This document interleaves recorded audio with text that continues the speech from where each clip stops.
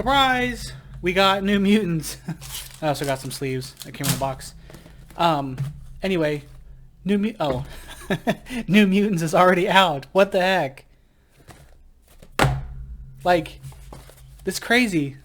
I mean, we're like a month. It's been like a month since Thor. Thor got delayed. It was like, surely this is getting delayed given the pandemic and whatnot. And then on Thursday, today's Saturday. So on Thursday, I saw that it was like available to buy on Upper Deck. And then I already pre-ordered mine, and then I got a notification saying it shipped. And of course, I live in Kansas City, miniature market, St. Louis, so I got here in 2 days. And we have New Mutants. We have the new set. I mean, it's so insane. I'm gonna move this over just a tad to kind of make it more comfortable for me. Okay, so I have no idea what's in here. Like, I know some of the heroes, sort of, but I don't really know anything else aside from, like, I don't know any card effects. I don't know anything new. I don't even know if they're a different team. So let's go ahead and pop this out. There's the rule sheet. Set the box aside. Set that out. We'll just look at the rule sheet first. Oh, so it looks like they're X-Men. Alright, so I'm not going to read all this. But they do mention here, let me kind of get this to focus. You can pause it if you want and read it for yourself. So there we go. So earlier X-Men set included New Mutant characters as special bystanders that turn into heroes. So now they're like full-fledged. Hold on, give me 1 second. Okay, sorry about that. My dog was being stupid. Okay, so it's like we have Sunspot, Wolfsbane, Mirage, Warlock, and Karma in this set, along with 2 others appeared in previous Magic Cannonball. So I guess like those 5 are the ones, and then the other ones, Magic and Cannonball, are from older sets. Okay, so looks like Moonlight and Sunlight are the 2 new effects. As a werewolf, Wolfsbane gets, let me get this to focus here, extra powerful at night or under full moon. By contrast, Sunspot absorbs solar energy to fuel his powers, gaining strength from the force of full sunlight. To fight at their best, they must carefully consider when to engage the enemy by moonlight or sunlight. So some heroes say things like Moonlight, you get +2 attack. Others say Sunlight, draw a card. Moonlight abilities work only when most... Oh, sorry. Focus, please. When most of the heroes in the HQ have odd number cost. Likewise, Sunlight only works when most heroes in the HQ have an even number. So odd number is Moonlight, even number is Sunlight. Interesting. Masterminds also get extra. So besides heroes and villains, the masterminds get extra attack or abilities during Sunlight and Moonlight. If there are a tied number of even or odd numbered in the HQ because some HQ spaces have been added or destroyed, then neither is an effect. Interesting. Only the printed cost matters. So anything that changes them. And then divided cards from Civil War and other sets count as just 1 for Sunlight Moonlight, which makes sense. Manipulating Sunlight and Moonlight. Clever players can recruit cards out of the HQ at crucial times and manipulate whether it is Moonlight or Sunlight.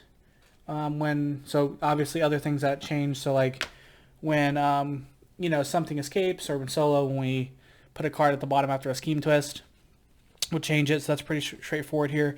Moonlight and Sunlight timing. So as always, do a card's ability in the order they are listed. Come on. You check Moonlight or Sunlight at the moment when you would use the ability. For example, Sunspot has a card that says Moonlight. You may put a hero from the HQ on the bottom of the hero deck. Sunlight, draw a card. Sunspot's ability... I'm sorry, draw a card. Sunspot's cards primarily benefit from Sunlight, so the Moonlight ability here is mostly help him push the HQ towards Sunlight. You do these abilities in the order they are listed. So if there are 3 odd-numbered cards in the HQ, you can play this card. You might be able to use Moonlight ability to change the HQ and have only 2 odd-numbered cards, and then you could immediately use Sunlight ability. Interesting. So you can actually get both effects if it works out. Once you've completely done playing a hero card or fighting a villain with the Moonlight or Sunlight effect, move on. In a later turn, you can change Moon and Sunlight back, but you can't go back in time and change the past. Interesting. So remembering odd and even. To help you remember what Moonlight, that Moonlight uses odd numbers, all the Moonlight loving hero cards have odd numbered costs. Interesting. Similarly, Moonlight loving villains also have odd number attack, while Sunlight loving villains have even number attack. Okay. Come on. Of course, some cards use both Sunlight and Moonlight, so you don't have to follow this. So they don't follow this guideline. You can also remember with the phrase, "The odd ones come out at night." And that's pretty funny. All right, we got next. Next ability here is Waking Nightmare. So the New Mutants often... wait, come on. I'm sorry. The New Mutants often confront demons, monsters, sadists, trauma, and psychological horror. This keyword represents these attacks on their very sanity. So some cards tell you to have a Waking Nightmare. This means discard a non-gray card. I'm sorry, a non-gray hero from your hand. If you discard a hero this way, draw a card. Getting plummeted by Waking Nightmares can downgrade your hand from powerful superheroes to mere shield agents. However, you can sometimes find new courage in a nightmare. You may be able to discard a non-gray hero you don't need very much and have a chance to draw something more powerful. Some Mirage hero cards also have a Waking Nightmare and give you specific benefit for it. Okay. And then we've got conflicting card abilities. When two card effects tell you to do something with a card at the same time, you can choose which ones to do. So you can discard Empathetic Link to Belasco or the Demon Bear. You can use Or you can use the Empathetic Link ability to set it aside instead of letting Belasco KO it or the Demon Bear capture it. The Demon Bear will capture another player's discarded hero instead. When you discard Empathetic Link to a Waking Nightmare and set it aside, you still draw a card for Waking Nightmare. So that'll probably make more sense in context of playing, but there's that. And it says your cards and cards you have. Remember the phrases your cards and cards you have include, both cards in your hand and cards you played this turn. They don't count towards your deck or discard pile. So when Emma Frost and Empathos and Empath say they get +1 for each gray hero you have, that includes gray heroes from your hand and gray heroes that you played this turn. Okay, so let's get out of that. We're 7 minutes in. Let's look at the cards. Let's look at these cards. Come on. Come on. Come on. Get in there. All right. This movie, is never coming out. Sorry. All right, so let's take a look at Sunspot. So Sunspot here, his first common here is Absorb Radiation. He's 2 cost, 1 recruit. Come on, focus for me. You were doing so well. All right, Moonlight. You may put a hero from the HQ on the bottom of the hero deck. Sunlight, draw a card. So we saw that from the example. Pretty straightforward. Solar Powered. 4 recruit to attack. Green. Come on. Come on. Sunlight, you may put a card from your hand on the bottom of your deck. If you do, you get +2 attack. So, not bad. We've got uncommon here. Thermokinetic Fury. 6 recruit, 4 attack plus. To play this card, you must put a card from your hand on the bottom of your deck. Sunlight, you get +1 attack for each other XMen hero card you played this turn. Good, good. And then finally, Imperial Force. It's 8 recruit, 3 attack plus. Choose any number of heroes in the HQ. Come on. Put them in the bottom of the hero deck. You get +1 for each hero in the HQ with an even numbered cost. Okay, cool. So Sunlight for the even number, it's gonna be you'll get +3 by default because for you to have Sunlight you have to have at least 3, but you can get up to 5. So that's actually pretty good. All right, cool. All right, there's Sunspot. Now let's take a look at. Let's see, Wolfsbane here. We've got Wolf Out. Wolfsbane, Sunlight, you may put a card from the hero deck on the bottom of the thing, and then Moonlight, draw a card. So it's like the reverse effect of Sunspot's card, except it's 3 attack. I'm sorry, 3 cost 2 recruit instead of 2 cost 1 recruit. But it's literally the same effect, except for in the reverse order. We have Night Vision here. It's 3 cost, 2 attack. Moonlight, look at the top 2 cards of your deck, discard any number of them, and put the rest back in the order. I like that. That's nice. You can just kind of, siphon through the shield cards. Howl at the Moon, 5 cost, 3 attack. Look at the top card of your deck, KO it or put it back. For Moonlight, I like that. This is cool because it's like, it's like the same artwork almost, except she's transformed. And then finally we have Nocturnal Savagery, 7 cost, 4+ attack. Look at the top 3 cards of your deck, discard any of them and put the rest back in any order. And then Moonlight, you get the total printed attack of all the cards you discarded from the top of your deck this turn. So that's basically Berserk, which makes sense because the New Mutants one is Berserk 3 times. So that's kind of basically doing Berserk, which is cool. That's the one thing I like when they make other heroes, how they figure out how to kind of like make their abilities fit thematically with the way the cards work, but do a different way of doing them. Like all the Captain Americas are very similar, or like Wolverines are similar. So I always find that kind of neat. All right, we've got Mirage here. So she's 3 cost, 2 recruit. When a card effect, and this is empathetic link. Empathic. I don't know. Whatever. I can't read clearly. When a card effect causes you to discard this card, set it aside at the end of your turn, add it to your hand as an extra card. I like that. We've got Dreams Made Real, 3 cost, 2 attack. Moonlight, you may discard a card. If you do, draw a card. So then you can play that, discard this. It'll set aside and you'll get it back next turn. Nice. Nightmare Wolves, 6 cost, 1+ attack.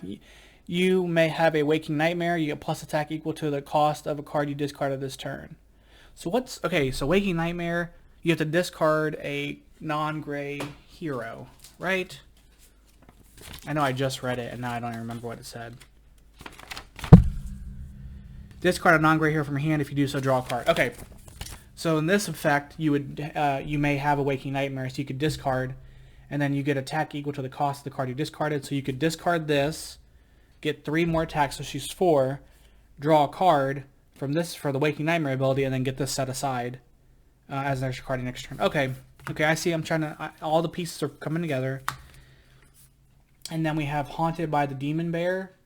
7 cost, 4+ attack. Whenever a card effect causes you to discard a card this turn, you get +2 attack. Moonlight, you may have Waking Nightmare. Okay. So if you have Moonlight, you have Waking Nightmare, you can discard this, draw a card, and then when a card effect causes you to discard a card from your hand, when a card effect causes you to discard a card from your hand this turn, you get +2. So then you get +2 attack because of Waking Nightmare. Okay, got it. Sorry. Usually, like, the new set comes out and you get previews and you kind of look at them and then you kind of think about how the cards are working. But this time, the whole thing gets just sprung on us. All right, next we have Warlock here. So it's Earthling choices. 2 recruit. Look at the top 2 cards of your deck. Draw 1, discard the other. I like that.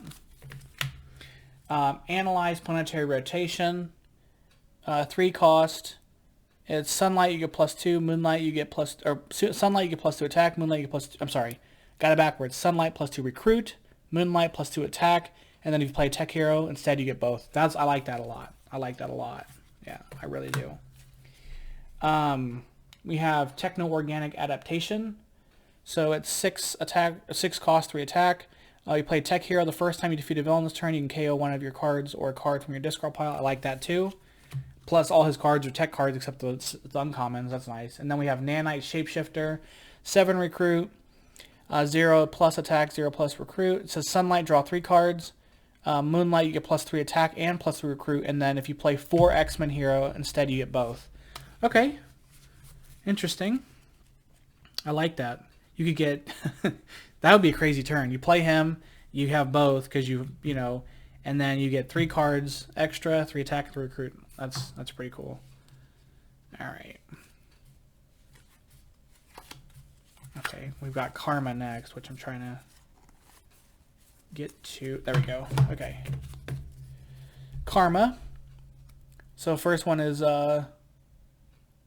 So Rivalry. So it's 3 cost, 2+ attack. If you play a red hero, choose a villain, you get +1 attack for each villain adjacent to it. So that's pretty straightforward. We have Temporary Possession. Her other common, it's also 4, or it's also red. So 4 recruit or 4 cost, 2+ attack. Come on. Don't do this to me. Okay. It says guess a color, then reveal the top card of the hero deck and put it back. Or put it on top and the bottom. If you guess right, you get +2 attack. Interesting. So guess a color, then reveal the top card of the hero deck and put it back on the top or bottom. And then, okay, so you could actually play this, then play another one, and play another one, and at least get effect after. And it says color, so it's not class. So you can guess gray, so you have 6 options. We have Karmic Balance, 6 costs, 4 recruit. Reveal top card of the hero deck. You may recruit it this turn. If you do, you may KO one of your cards or a card from your discard pile. I like it. It's like kind of like Psylocke, except I think if you recruit it, you get to draw one of her commons. And then finally, we have Control like a Puppet. 8 cost, 5+ attack. If you play an XMen hero, choose a villain in the city. You get plus attack equal to its victory points, usable only against other villains or the mastermind. Okay, so if you pick one, you can't fight that villain. If it's got a lot of victory points, you have to use it against the mastermind or another villain. But that's pretty good because she's 5 just straight up, so that's pretty good. Okay, so those are the heroes. Let's take a look at the first villain group here. The Hellions. Let me see, this is on Limbo. Okay. Okay, yeah, let's take a look. The first villain group is the Hellions. So you have Cat's Eye here. 3+ attack. Moonlight. Cat's Eye gets +2 attack, and then you fight KO one of your heroes. There's 2 of them. We have Thunderbird. +4 attack. Sunlight gets +2, and then KO one of your heroes. You fight him. Pretty straightforward. There's 2 of those. We have Roulette. 5 attack. It says Ambush. Reveal the top card of the hero deck. If it's tech, draw. Each player gains a wound. If it's covert, you draw a card. Fight, same effect. Escape, same effect. Interesting. We got Tarot, Ambush, reveal the top card of the villain deck. If it's a bystander, rescue it. If it's a scheme twist, play it. A mass strike, each player gains a wound. Villain, each player has a waking nightmare. Ooh. This is a lot of stuff going on there. We got Jetstream, Ambush. After this enters the sewers, put Jetstream on the bridge. If there's another villain there, swap them. And then Escape, each player discards an X-Men hero and gains a wound. So he just goes straight to the end. And then we have Empath, 4+ attack. During your turn, Empath gets +1 for each gray hero you have. Ambush, each player reveals a red hero or has a waking nightmare, and Escape the same effect. So Empath is like someone you're going to be dealing with. It's going to be hard to deal with early game. Because basically he's 10 if he comes out at the beginning. So that could be rough. Alright, we have the next one is Demons of Limbo. So we have Crotus. It's like a little Cretan looking dude. Okay.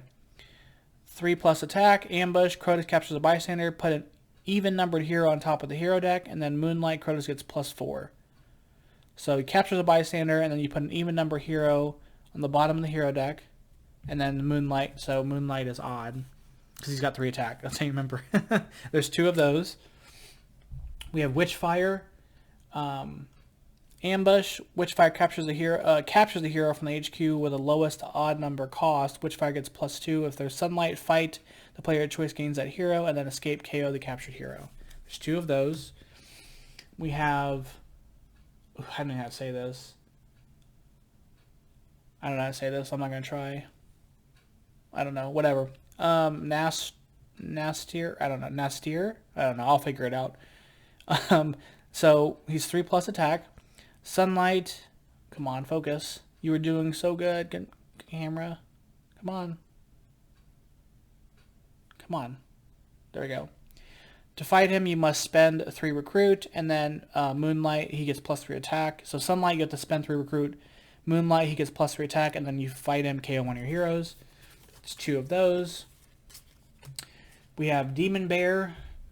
So 5+ attack. Demon Bear. So Ambush. Each player has a waking nightmare. The Demon Bear captures one of the heroes discarded this way that has the lowest cost. The Demon Bear gets + attack equal to the hero's cost. Fight. The player of choice gains that hero, and then Escape, KO the captured hero. And then finally we have Sim.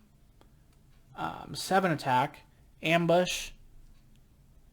Sunlight, each player reveals a green hero or gains a wound. Moonlight, each player has a waking nightmare. And then Escape, the same effect. All right, so those are the villains. Let's take a look at the masterminds. Okay. So first off, Okay, so first off, we have Emma Frost, the White Queen. So she is 8 plus attack. Okay, so during your turn, Emma Frost gets +1 for each gray hero you have. So that's that's not fun. Hellions, she always leads Hellions. It says Master Strike stacked to strike next to Emma Frost. Then each player has a Waking Nightmare for each strike there stacked here. Oh, good God.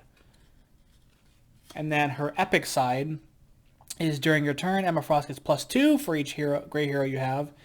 And then stacked to strike next to Emma Frost. Then each player has a Waking Nightmare for each strike stacked here. Then one more Waking Nightmare. So you'll do 2, 3, 4, 5, 6 instead of 1, 2, 3, 4, 5. So interesting. We've got our first tactic here. It is assume diamond form. Come on. Emma Frost cannot be fought again until the start of your next turn. Ooh. Interesting. You only fire once. Okay. Contempt for weaklings. We have put a 0-cost hero from the KO pile on top of each other player's deck. Ugh. Psychic XMen link. Fight. Come on. Each other player has a Waking Nightmare. Each of those players who did not discard an X-Men hero gains a wound. Ugh. I hate stuff like I want rewards, not punishments for my killing the mastermind. Tempting bargain. Fight. You may play a card from the building deck. If you do so, +5 recruit. So interesting. That one's not too bad. Next, we have the other mastermind is Belasco, Demon Lord of Limbo. Belasco. I'm gonna say Belasco, Demon Lord of Limbo. He's 9 plus attack. Come on. Ooh, there we go. Come on. Belasco gets plus attack equal to the number of non-gray heroes in the KO pile divided by the number of players round down. Belasco gets the attack equal to the number of non-gray heroes in the KO pile divided by the number of players. So in solo, because there's only one player, you always divide by 1. So he gets plus attack for each one in there. Okay. So then Master Strike, Sunlight, each player KOs a non-gray hero from the discard pile. Moonlight, each player has a Waking Nightmare. KO heroes discarded this way. So you're always gonna be KOing stuff. So yeah, if you're playing solo, so that makes sense because if it's 2 people, you divide it by 2. So basically, if you just are KOing stuff based on his effect, based on his Master Strikes, he's only gonna ever be +5. Because for every he'll only be +5 at most, only from the effects. If other stuff does it, obviously, then it increases it. So now we have his epic side where he's 10 attack. He gets attack equal to the number of non-gray heroes in the KO pile divided by the number of players round down. So it's the same thing. Each player KOs 2 non-gray heroes from the discard pile. For Sunlight and then Moonlight, each player has 2 Waking Nightmares and KO discard is discarded. So he just racks up attack faster. Alright, so we have the first tactic here, a Demon's Mercy. For each other, fight each other player KOs a non-gray hero from the hand or discard pile. So stuff's going to start making, stuff's going to start making his attack stronger based on his ability. So his tactics with the KO stuff too. So you kind of want the tactics come early game for solo, because then you don't only have gray cards to really have to deal with, and then you want to discard them. Or KO them, I'm sorry. Come on. Okay, so this next one is Bargain for Souls. The other one was a Demon's Mercy. I don't know if I said it or not. Bargain for Souls. Reveal the, it says focus, is what it says, is what I says. Reveal cards from the hero deck equal to the number of players, gain 1 of them, and KO the rest. So in this case, you reveal 1 card in solo, and then you get to gain it, and then you don't have to KO anything. So that's nice. Cleaving Demon Blade. This one is each player chooses a different card in the HQ, then KO all chosen cards. That sucks. There's another one. And then finally we have Rescue from Limbo. Fight, you may KO one of your non-gray heroes or a non-gray hero from your discard pile. If you do, gain a hero from the discard KO pile. So that's cool, because then if something really good gets KO'd, you can swap it out. Alright, so that's all the heroes and villains and masterminds. Let's take a look at the 4 schemes. So first scheme we have here is crash the moon into the sun. That's very dramatic. Set up 11 twist. Twist 1, 3, 5, 7 is moonlight. Stack this twist next to the scheme as an altered orbit.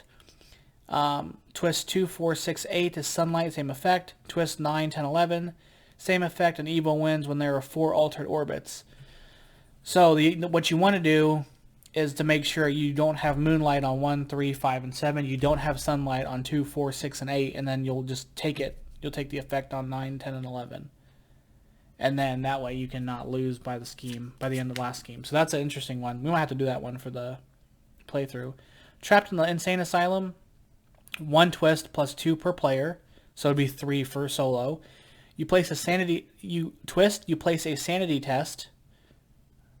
Either you face a sanity test. So either keep this twist in front of you as a psychotic break, or discard a card and pass this twist to the player on your left, and that player faces a sanity test.